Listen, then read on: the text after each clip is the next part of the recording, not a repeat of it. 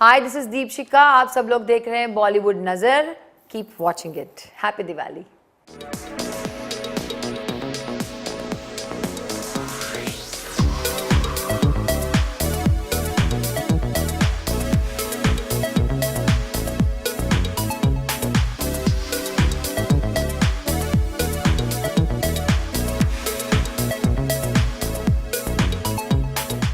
चारों ओर रोशनी और पटाखों की आवाज़, बहुत सी मिठाइयाँ और बहुत सी गुड विशेस। इस दिवाली हमारे साथ ये दीप ही नहीं बल्कि दीप शिखा भी होंगी। तो दीप शिखा, क्या कहना चाहेंगे इस दिवाली फेस्टिवल के बारे में, कितना पसंद करती हैं? सबसे पहले मैं आप सबको हैप्पी दिवाली कहना चाहूँगी कि इस दिवाली के शुभ अवसर पर आप सबकी मनोकामना पूरी हो। दिवाली मेरा बहुत फेवरेट फेस्टिवल है। क्यों है? क्योंकि हर जगह यू सी लाइट, हैप्पीनेस, सब सुंदर सुंदर तैयार हो जाते हैं, गहने पहनते हैं, दे मीट एवरीबॉडी। तो बड़ा वार्म सा फेस्टिवल लगता है और दिए के साथ उसमें चार चांद लग जाते हैं। हर एक त्योहार का एक होता है बचपन में, हमें याद रहता है। होली की अलग होती है, दिवाली की क्या यादें हैं आपके जहन में? होली जैसे मेरा बहुत फेवरेट है बिकॉज वहाँ खेलने मिलता है। दिवाली के लिए बस मुझे यही याद आता है कि जब दिवाली आती तो 5 दिन आप हर दिन नए नए ड्रेस पहनते हो। Labh Pancham, Gujarat, my mom was Gujarati so we know Labh Pancham होता है वाघ बारस के उस दिन आप कुछ काली चौदस के दिन कुछ तलते हो, फिर उस घर की पनौती निकालते हो, फिर दिवाली होती है, पटाखे जलाते हो, लक्ष्मी पूजन करते हो and then all my family people come to me. तो बचपन की तो यही यादें थी। तो मुझे लगता था पटाखे फोड़ते थे ऑफकोर्स, तो ऐसा लगता था बस दिवाली ऐसी है। लेकिन अब जाके जब से मैं इंडस्ट्री में आई हूँ तो इतना बड़ा सोशल सर्कल हो गया है कि आप पत्ते खेलते हो, जो मुझे पत्ते खेलना आता नहीं है लेकिन सब सिखा दिया दोस्तों ने। सो दिवाली तो दिवाली में शगुन के लिए थोड़ा खेलती हूँ and then meet all my friends and it's very beautiful, very nice feeling. But एक बहुत बुरी याद है मेरी दिवाली की, जो मुझे बहुत डर लगता है। मैं सबको यही कहना चाहूँगी, पटाखे से प्लीज़ संभल कर रहिए। इतना ज़्यादा नॉइज़ और ये जो स्मोक पॉल्यूशन हो जाता है, पता नहीं अगर ऐसा कुछ हो ना कि आप पटाखे मत जलाओ, सिर्फ लाइट्स ही हो, तो वो ज़्यादा स्मार्ट लगेगा। ऐसे ही मेरे दोस्तों के साथ हम लोग पटाखे जला रहे थे एंड मैं तो नहीं जला रही थी लेकिन वो स्पार्कर उड़ता और मैं ऐसे देख रही थी और वो सीधा आके मेरे सर पे गया। उस दिन से ना मैं जहाँ पटाखे जलते मैं वहाँ जाती नहीं, मुझे बहुत डर लगता है। तो दीपशिका, अपने आप को आप मतलब किस तरह का पटाखा मानती है? फूलझड़ी मानती हैं, आइटम बॉम्ब जो होता है, रस्सी बॉम्ब होता है, या एक जो बॉम्ब की लड़ी होती है, वो क्या मानती हैं? नहीं, मैं अपने आप को आइटम बॉम्ब मानती हूँ। जो फटता है तो बहुत जोर से फटता है, नहीं तो नहीं फटता है। दिवाली यानी बहुत सा खाना, बहुत सी मिठाई। एक एक्ट्रेस के लिए कितना मुश्किल है ये सब कुछ मैनेज करना? बहुत प्रॉब्लम होता है। I have a sweet tooth, तो मुझे मिठाई का बहुत शौक है। तो इतनी सारी मिठाइयाँ आती हैं, मुझे जैसा लगता है मैं बांट दूँ। तो मैं मेरे स्टाफ को, मेरे सर्वेंट्स को, सबको पहले ही बोलती है आप सभी पहले ही लेके जाओ, जितनी घर में कम मिठाई रहे उतना अच्छा है। बट यस, दिवाली के बाद आपका 4-5 किलो वेट तो बढ़ ही जाता है।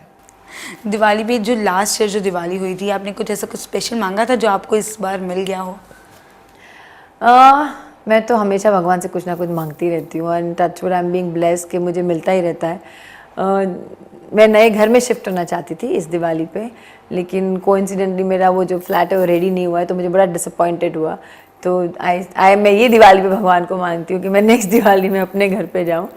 बाकी कोई कंप्लेन नहीं है, भगवान ने सब कुछ दिया है। अच्छा परिवार है, इतने प्यारे बच्चे हैं, करियर अच्छा है, दोस्त अच्छे हैं, सो नो कंप्लेन। दिवाली किस तरह मनाने वाली हैं आप? अपनी फैमिली के साथ मनाएंगी, अपनी फ्रेंड्स के साथ मनाएंगी, कैसे सब कुछ करेंगी मैनेज? ये दिवाली एकदम अनप्रिडिक्टेबल हो गई। जैसे मुझे लगा था मैं बिग बॉस के घर में दिवाली मनाऊंगी, इस बार थोड़ी हटके मनाऊंगी, लेकिन बड़ा झटका लगा तो मैं यहाँ आ गई। सो एवरीबडी उनके सर पे बॉम्ब फूटा के मैं आ गई। तो अभी my in laws are telling me कि इंदौर आ जाओ, मेरा राखी ब्रदर बोलता है लखनऊ आ जाओ। तो फिलहाल तो मुझे दिवाली लगता है कि फैमिली के साथ ज़्यादा मनाते हैं। मैं बच्चों के साथ रहती हूँ 9-10 बजे तक, देन 1-2 जगह पे बच्चों के साथ जाती हूँ सबके घर पे, फिर कहीं ज़्यादा लेट हो जाता है तो फ्रेंड्स के साथ रहते हैं। But Diwali is very family function, तो आई प्रेफर कि मैं फैमिली के साथ ही रहूँ। कितनी एक्साइटमेंट थी आपको कि इस दिवाली अगर आप बिग बॉस में मनाती? क्या सोच के रखा था? कुछ प्री प्लान था आपके पास? नहीं, मैं ये सोच रही थी कि ऑफकोर्स दिवाली में आपको, त्यौहार में आपको घर बहुत मिस होता है, कोई भी त्यौहार हो सबको ही मिस होगा। लेकिन मैं मेंटली प्रिपेयर होके गई थी कि चलो मैं ये सोचूंगी कि ये दिवाली मुझे ज़िंदगी भर याद रहेगी, थोड़ी हट के मनेगी। मेरे दोस्तों के साथ हम लोग 15 लोग दिवाली मनाएंगे, तो जैसे करवा चौथ था, तो करवा चौथ फर्स्ट टाइम ऐसा था कि मैं केशव से दूर थी। हमेशा हम केशव साथ में होता और मैं चांद का वेट करती। इस बार चांद आ गया था, सब कुछ आ गया था, लेकिन केशव नहीं आया था। तो मुझे यही लग रहा था कि ये मुझे हमेशा याद रहेगा। एंड उसी दिन मैं घर से बाहर हो गई, तो वो मेरा सबसे लंबा फास्ट था। सुबह 4 बजे तक मैंने फास्ट किया था। तो दिवाली मैंने सोचा था कि मैं मेरे सारे दोस्तों के साथ बिग बॉस में मनाऊंगी, लेकिन नहीं हुआ। तो मे बी मेरी फैमिली के साथ मनाना लिखा था, तो मैं आ गई। क्या शॉकिंग था आपके लिए एलिमिनेट होना? आप एक सीक्रेट सोसाइटी के हिस्सा थी और इस तरह एलिमिनेट होना। अभी तक मैं शॉक हूँ। ये लास्ट सैटरडे की बात है कि मैं वहाँ थी। मुझे समझ ही नहीं आ रहा है कि ऑफ कोर्स एलिमिनेट होना, लेकिन इतनी जल्दी आऊँगी ये नहीं सोचा था। सलमान खान खुद इतने शॉक हो गए थे कि दीप्शी तू कैसे बाहर आ गई। एंड मुझे ऐसे बोला गया कि आपको वोट्स नहीं मिले, और मेरा बोलते आपका हिसाब कामया जैसा हो गया कि सबको लगता था ये तो स्ट्रॉन्ग कंटेस्टेंट है, ये तो बाहर ही नहीं आएगी, तो लोग वोट नहीं करते, मतलब थोड़ा निग्लेक्ट करते कि दीपिका तो नहीं आएगी, तो दीपिका के लिए क्या वोट करना। वो लगता ऐसा चैनल कह रही है कि वो लगता है मेरे अगेंस्ट गया। बट सबसे ज़्यादा दुख मुझे ये हुआ कि जब मैं बाहर आई, इतना मैं रो रही थी, घर वाले सब रो रहे थे, मतलब डायरा एक फैमिली सा बन गया था। आप लोग जो देखते हो 45 मिनट्स देखते हो, हम वहाँ 24 घंटे साथ में होते। तो ऐसा नहीं कि हम लड़ते रहते हैं, एक अच्छे से उठते हैं।